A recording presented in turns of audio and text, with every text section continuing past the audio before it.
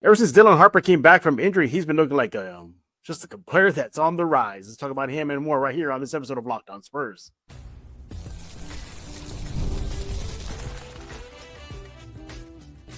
You are Locked On Spurs, your daily San Antonio Spurs podcast, part of the Locked On Podcast Network, your team every day. Happy Monday. Welcome back to Locked On Spurs. We're doing the Locked On NBA Network. I'm your host, Jeff Garcia, Spurs writer for KENS 5 San Antonio. Glad to have you back. Hope you had a great weekend and get ready for a short work week. Am I right? Yeah, it's Christmas Day, Christmas Eve right around the corner. So in case I forget later on this week, happy holidays to yours and yours. What are we talking about today? See on your screen, we're going to be talking about Dylan Harper, the rookie. Ever noticed since he came back from injury, he's kind of been looking like I want to say a brand new player because technically he is, but a brand new player times two. He's really taken off. What are some stats? What do the eye tests show us? How's he meshing in with Fox and Castle? So much more. And we've been delaying this for weeks now, but we're going to finally, I promise, we're going to get to your all's comments today. Locked On Spurs fan comments.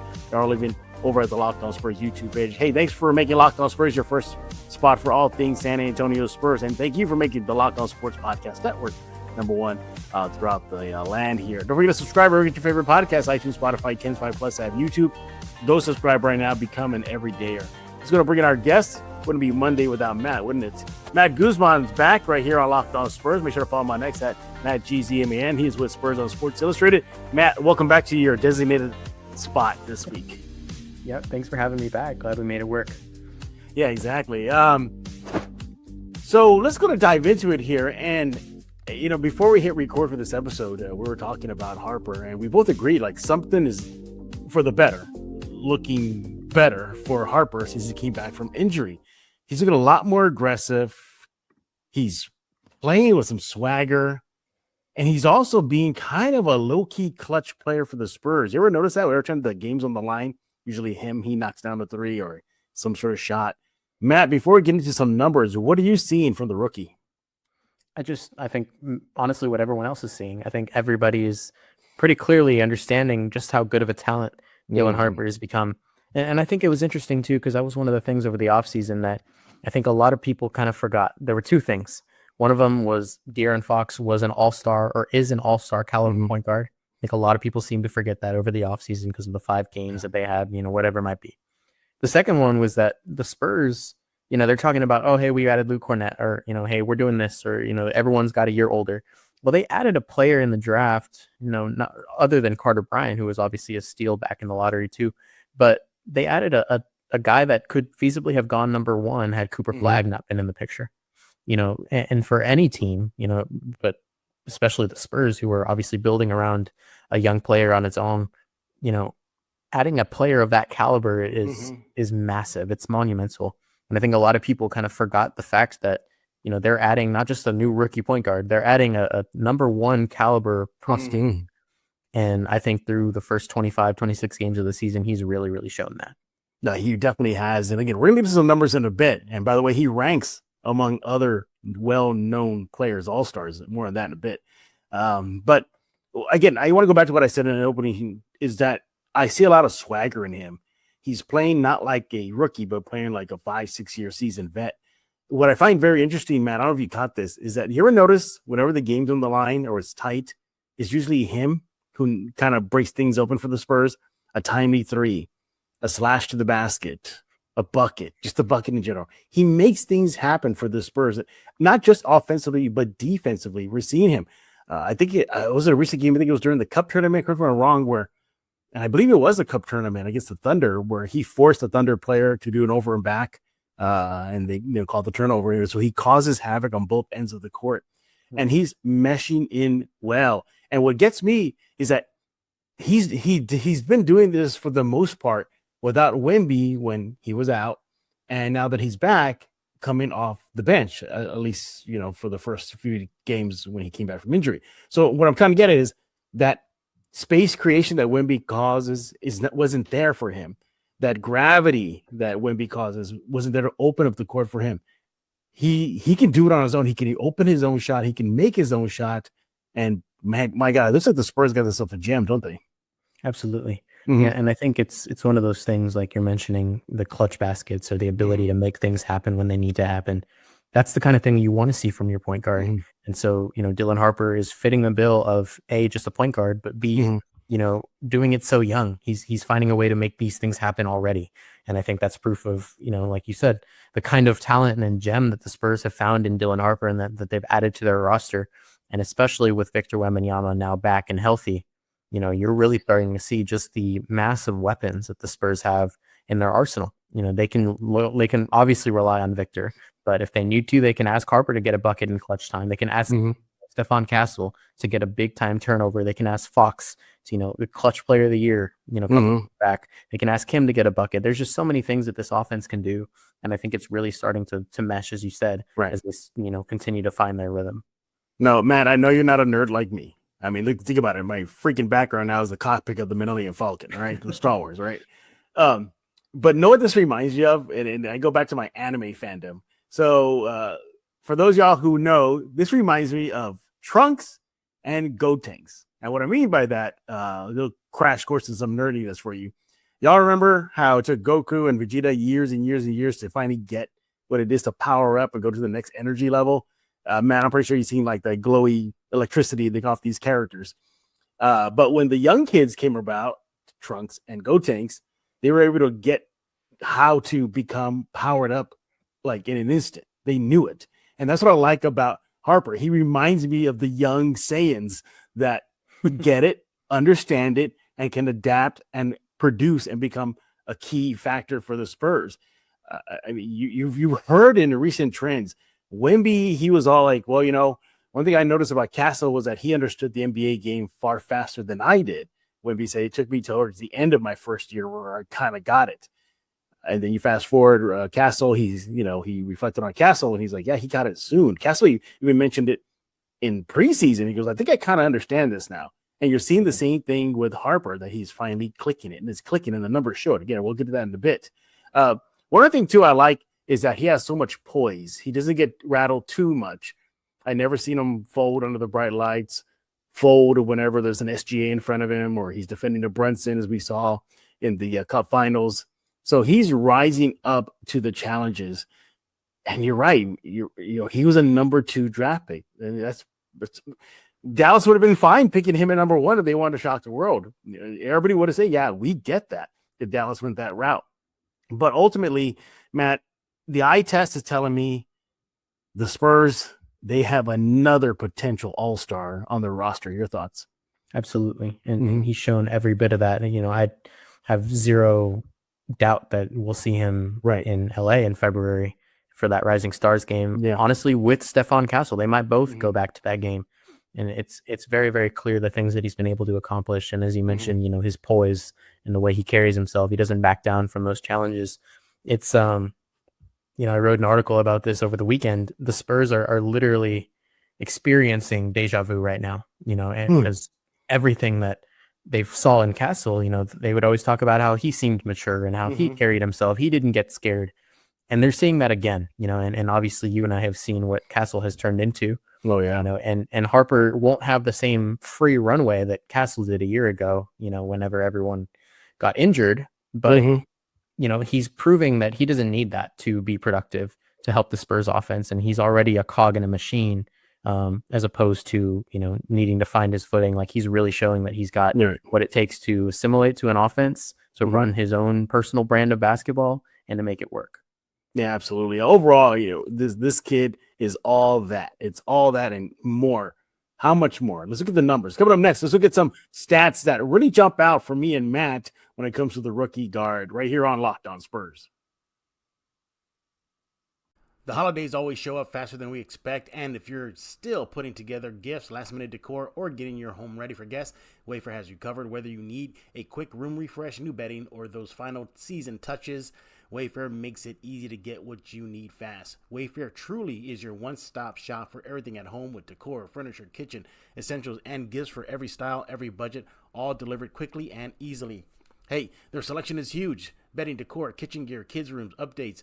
You're going to be able to find everything in one place. It's so easy. It's going to shop by style. It helps you pick pieces that actually fit your home instead of guessing. No massive delivery fees, no stress. Just go to Wayfair. It's the best way to get your holiday home ready. without running around to different stores.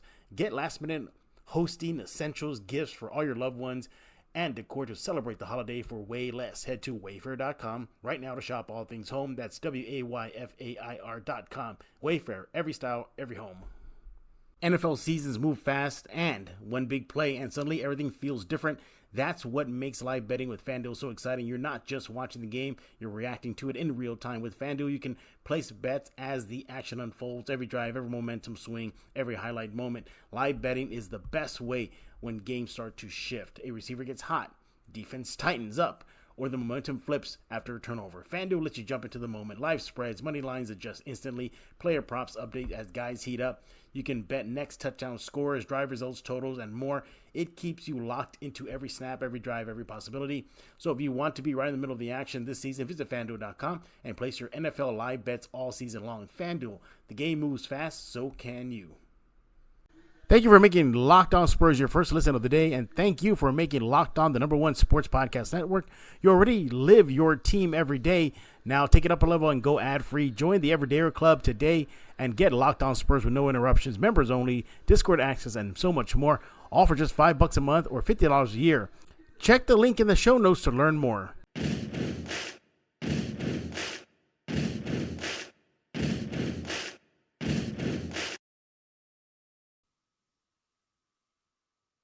We're back right here on Locked On Spurs, joined by Matt Guzman. It's Mondays with Matt right here on Locked On Spurs. Follow my next at MattGZMAN. Bye, everybody. I always get asked this question. You're like, I said during the show, you're always looking away, like you're darting around and everything. Well, because I'm a one-man show, everybody. I have to do everything in a row. So every time Matt, for example, he mentions Harper or Castle, I have to look for graphics. I have to do it like this. So I bring that up, Matt, because people ask me, you always look distracted. I go, well, kind of, but because I don't have a producer, I can't afford to bring one in, so I have to do it all on my own. We're talking about Dylan Harper. Jeff doesn't listen to me. He doesn't like to hear what I have to say. That's not it. That's not it. All right, that's it. I'm kidding. No, it's not. We're talking about Dylan Harper, the rookie, and how well he's been playing since he came back from injury. Even before injury, you really see like there was something there special, and now he's showing that. And what kind of freaks me out, Matt, in a good way, is that we're just scratching the surface with Harper. We're just starting to see everything he can do. Wait till he adds some size on himself, develops a shot a little bit better, and so much more. Yeah, he can be a handful for opposing team defenses. All right, let's jump into some numbers here. And as of this recording, we know that his shot is kind of, it can get better, but it's not horrible. He's knocking down them, but he can definitely take a next step up. And I want to start off with the three-point shooting. That's been kind of the biggest knock when it comes to all these three guards. But we're talking about Harper. We'll focus on him. So, according to Cleaning the Glass, as of this recording, he's taken 43 pointers and he's making 12. So that's about 30%. All right. So, but you look at that 30 percentile. He's in the 23rd percentile of all guards in the NBA. Kind of low, but if you look at where he ranks and stacks among other guards, he's only behind Devin Booker, according to Cleaning the Glass, who shoots 30.8% from all threes. He's ahead of Trey Mann. He's ahead of Kobe White. Shaedon Sharpe is ahead of him, but not by much, 32%. So if you're ranking him among other guards in the NBA and veteran guards, he's surrounded by some good company, especially Devin Booker. It's just one notch above him. But I mean, could it get better? Of course it can. I look at even like his mid-range shot. Look at everywhere he shot on the mid-range.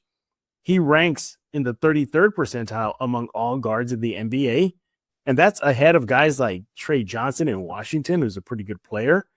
Andrew Nembhard in Indiana, he's ahead of him, but he ranks in that company. So for all we see that the shot percentage is low, it's not just him. A lot of other guards too. Look, it's a three shot and it's a mid-range shot.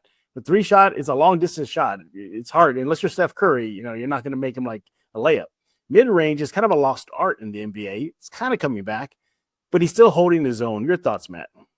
Yeah, and I think it's one of those things where, Harper isn't necessarily being asked to be a mid-range specialist or, a three-point sniper. That all of that is bonus because, his primary skill set is to A, facilitate the offense, and B, catch the basket, just like Steph Castle and De'Aaron Fox. But I think, like you were mentioning, he's not at the bottom of the barrel. He's not. Talk about those other areas of his shot. And especially, something that I remember tweeting during Thursday's game, the first of that back-to-back, he hit a point where he was 8 for 10 over his last 10. So he was shooting 80% from three. And, I think it's decreased to about 67% in his last 12, last 2 games.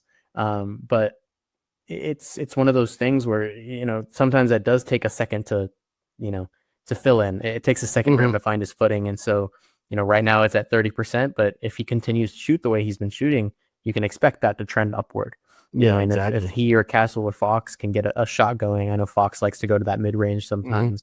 That is when that trio becomes really, really dangerous. Yeah, absolutely. Looking at this month so far, again, as of this recording, he's averaging in December about 23 minutes per game, averaging 14 points per game, 3.6 rebounds, 4.3 assists, and he's giving you a 2.0 turnovers. It's got to come down a little bit. It's not horrible. And again, for this month of December, shooting about 45% from the field, which is a dramatic increase considering many thought that he'd be shooting like in low 30s. One thing I want to bring up too, according to Clean the Glass, is where he ranks with turnovers. Now, we're going to look at the turnover percentage. Basically, that boils down to everybody. How often did the player turn the ball over when using a possession? So in other words, when the ball's in their hand, right? According to Clean the Glass, Matt, he's at a 10% turnover percentage now. Among other NBA guards, he ranks in the 82nd percentile. That's pretty good. Look at the company he's around with. Derek White is below him. Former Spur Derek White at 10% as well, but he ranks in the 81st percentile. He's ahead of guys like Reed Shepherd in Houston, Jared McCain in Philadelphia, who turned the ball over more than does Harper. And ahead of him is guys like Malik Monk, who's number 8. And by the way, Dylan Harper ranks 11th among guards in turnover percentage, according to Clean the Glass. So again, he's taking care of the ball somewhat. Sure, he's going to make rookie mistakes. We all get it. It happens. But it's not egregious. It's not bad at all. Your thoughts? Yeah, and this trio, they're no longer using this "we're young" excuse. That doesn't exist anymore. But when you really do think about it, this is the first season that obviously Dylan Harper's been around, but Fox and Castle didn't get too much time to really gel with each other last season after De'Aaron went down with injury. And so this is the first year that all three have really been together. And at that, they were all dealing with injuries themselves this year too. At the beginning of the season, Harper and Castle did it without Fox, and then Castle and Fox did it without Harper. And so I think it's one of those things where the three of them are really going to start to gel and find their footing. And so those turnovers are going to happen. You're going to figure out, you're learning your tendencies. You're learning who likes to cut where and who likes to cut when, and when is it my job to pass? When is it my job to keep the ball and drive to the basket? There's all these things that they're still working on, not because they're young anymore, but more because they just need to figure out how to play with each other, which is a very normal thing to me. So, the fact that Harper is already, not at the top, but, not a liability on the turnovers, like, you can expect that to improve and those turnovers to be cut down as he continues to develop. Yeah, exactly. During the break, Matt wanted to highlight that, just how well he's meshing in with Castle and Fox. And you brought up a good point too about Fox's down game versus the Wizards. You want to talk about that? Yeah, it was one, like, he finished with 6 points. And, watching that game, obviously it was a little close in the first half, right? But when they broke things open in the second half, you couldn't tell that Fox wasn't playing well, because Dylan Harper was leading the team in scoring, because Steph Castle was, dishing out assists and finishing near the rim with ease. It really looked like they lost 0 front court momentum, and I think that's exactly what the Spurs are hoping for. So when one of these guys has an off night or doesn't have his best shooting performance, you got 2 other guards that you can turn to, not just when they're on the bench, but on the floor. If you're playing 2 or 3 of them together, they know who has the hot hand, and, you never really know where the ball's going to go next if you have 3 guys who can pass it and pass it well. Yeah, absolutely. I know it didn't count statistically, but in that game versus the Knicks for the Cup Finals, I believe it was Harper who led the team in scoring, right? Yeah, like 24. Right. And then the game versus Washington, the following game, went back to regular season, he led the team again about 23 points. So that's back-to-back times, games that Harper has led the way offensively. So I brought up some more stats here. Interesting. Whenever Dylan Harper has a 3-point percentage in a game, at least 30% or more, the Spurs are 8-0. They're undefeated. Whenever he has that minimum 2 or more defensive rebounds, the Spurs are 10-1. And when he has just 3 or more rebounds in general, the Spurs are 10-1. So he gets it done offensively, he gets it done defensively, as some of the numbers show there. Any other stats that stand out for you, or just anything else about him? I think he's showing really early on that the Spurs, not in the way that they do for Victor, but the Spurs in a way do go as he goes. I think that what I've seen from watching him play is, he's not acting like a rookie, and so if he has an off night, you're not worried about it because he's still figuring things out. And more than likely, you've got a guy either in Victor or Devin or Castle or Fox who, has far outplayed and done fine. But I think that really early on, just Dylan is showing that he has command of an offense and he has command of the floor in general. This is a guy that knows where his spots are. He knows where he wants to be. And I think the players are already starting to kind of give him that respect and understand that, hey, we're going to let Dylan do his thing. We're going to let him make decisions on the court. And I think it's worked out really well for them. When he's on, he's on. One other thing I think I definitely want to talk to him next time, whenever they're in San Antonio at this point. I don't know. Do they even play in San Antonio anymore? They come for one game, watch, and they leave again for another road trip. But regardless, they'll be back eventually. I don't think he gets enough credit for his and one percentage. Yeah, he's a very good and one percentage, I guess, shooter, basket maker. So again, I go to cleaning the glass here, and he has an and one percentage of 27%, which is pretty good in the NBA. So where does he rank among other guards in that category? He's number 18 in and one percentage. He's ahead of guys like Jeremiah Fears, who's ranked 19th with the Pelicans. Austin Reeves, he's ahead of him for the Lakers. Anthony Edwards, he ranks higher than him. And just above him is Cooper Flagg, his rookie, who has an and one percentage of 27.3% versus Dylan Harper's 27%. So barely. So yeah, I mean, he definitely can cause havoc at that rim. They don't. He's part of the Slash brothers there, so it makes sense why he'll be hitting those and ones. But so that's definitely, and also and ones too are just so confidence building. You see the team get hyped, you see the player get hyped when they goes in, so it's all good. So look, Derek, Dylan Harper, man, he's doing a little bit of everything, offensive, defensively. Eye test is giving us a thumbs up. The stats are giving us a thumbs up. He's only going to get better. But what do you think about Dylan Harper so far? Let us know. You can let Matt know on X at MattGZMN. Let me know on X at Jeff G Spurs. And when we get back, we're going to dive into some Locked On Spurs fan comments. Let's be real. Making excuses doesn't solve anything. We've heard it all before. It's just stress. I'm tired, or it happens to everyone sometimes. But when it comes to performance, sometimes your body just needs a little extra support. That's where Rugiet comes in. Rugiet.com offers fast-acting, doctor-prescribed treatments for ED designed to help you stop making excuses and start making moves. Rugiet makes it easy to get started. You just connect with a board-certified doctor, 100% online, no awkward waiting lines, no in-person appointments. If prescribed, your treatment ships discreetly straight to your door. The process is fast, simple, and private, and is handled by real doctors. It's about confidence, connection, and getting back to the moments that matter. Visit rugiet.com/LockedOnNBA to get 15% off your order. That's rugiet.com/LockedOnNBA. And don't forget to use our code LockedOnNBA so they know we sent you. Rugiet, stop making excuses, start making moves.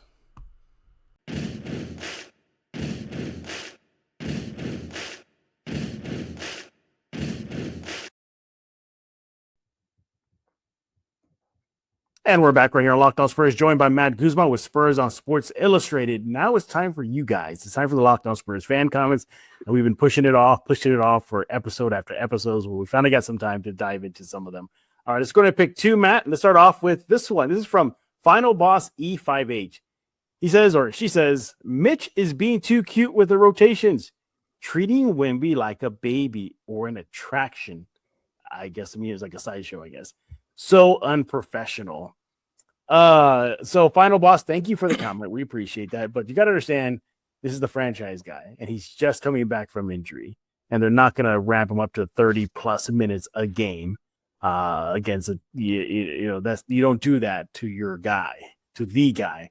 And remember too, Matt, the Spurs and Wemby have been very clear. It's been a collaboration between the two sides to take this path.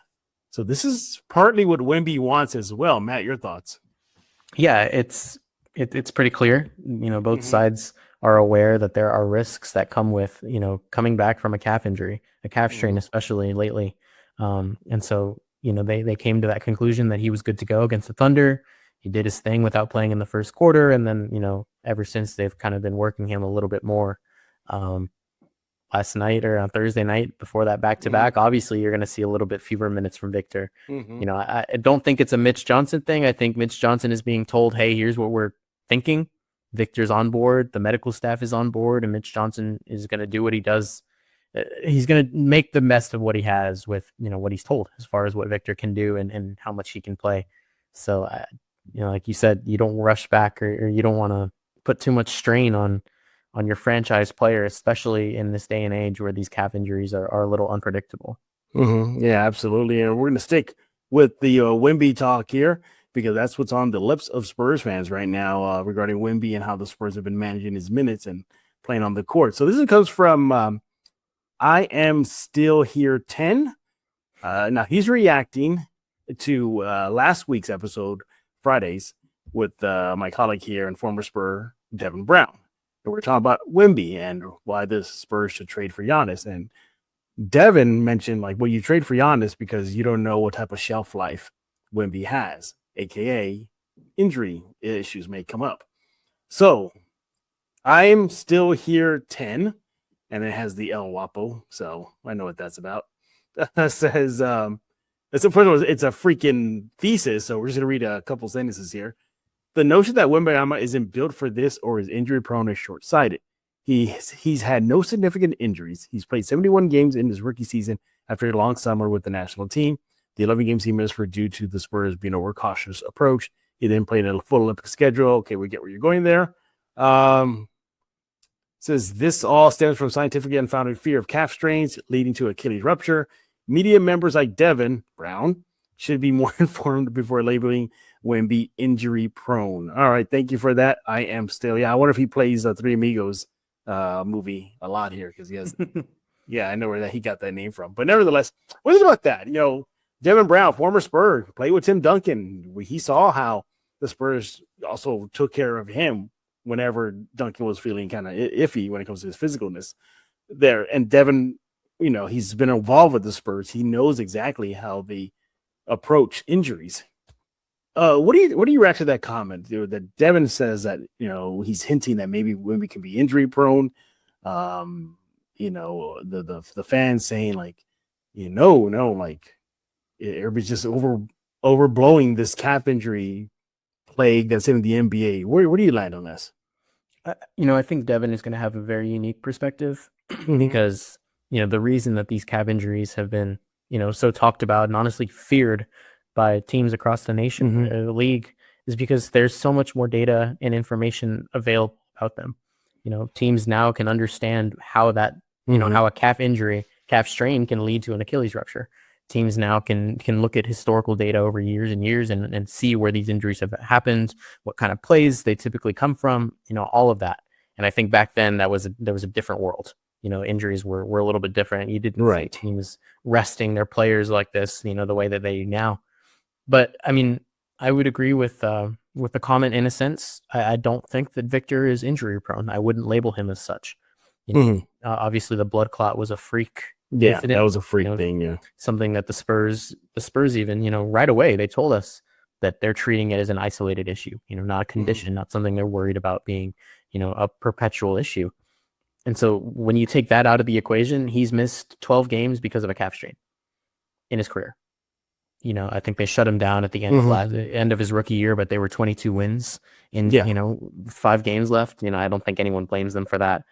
So, he's missed 12 games with a calf strain in an age where teams are really, really, really scared of calf strains and what they can lead to. So, I mean, it makes sense.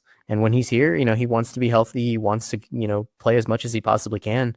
But it's out of his hands in a sense, too, because the team is going to want to take care of him. Yeah, absolutely. Yeah, I'm with you, too. I get why the Spurs are being overcautious. I get why you went to the data that's out there regarding these calf injuries. I understand that, but I also want to keep it in perspective, everybody. Matt's hurt the Spurs before in those conference rooms with Mitch Johnson, et cetera, et cetera. This is a collaborative process.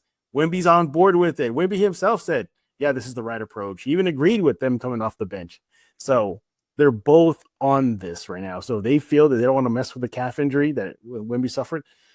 And then both sides agreed, and both sides said, all right, let's do it, and we're going to go with this plan, and let's see what happens. So, yeah.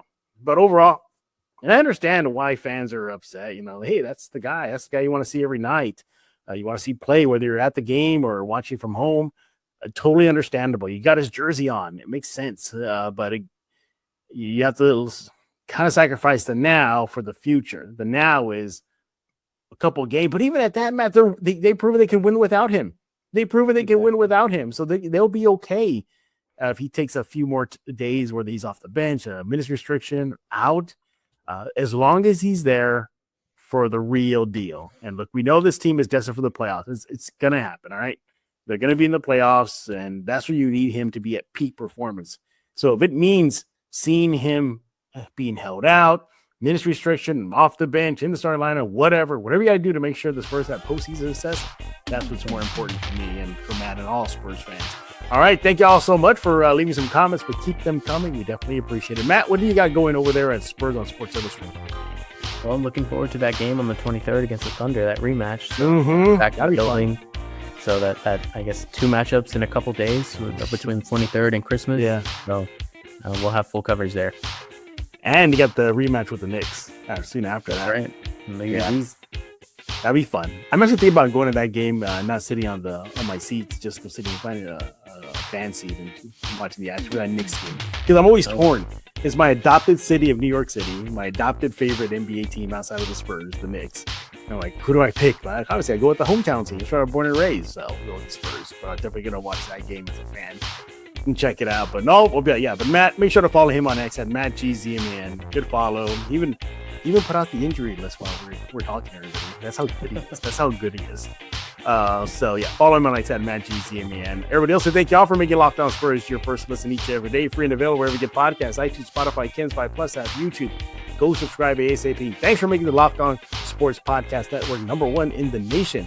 And check out the Everydayers Clubs in the description below. Basically, you get access to a Discord channel, ad-free shows. It's all there. Just click that link in the bottom. Can't miss it. It says Everydayers Club. Click on that link. Sign up right now.